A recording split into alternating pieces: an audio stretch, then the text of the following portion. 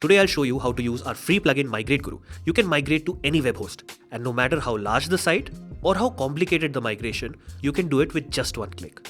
MigrateGuru is 90% faster than all other methods, and there's no fear of site crashes because the migration is done by your own powerful servers. Now, it takes just 3 easy steps to migrate your site, but before that, I would advise you to take a full website backup.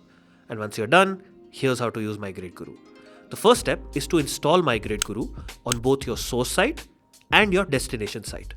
So if I open the next tab, here you can see that it's active on my destination site as well. Now let's come back to our source site, click on MigrateGuru, and you'll see this page. Alright, first click on yes, I've installed it, and now we need to add a migration key. So let's go back to the destination site, copy this migration key, come back, and now paste it here. Now click on validate key.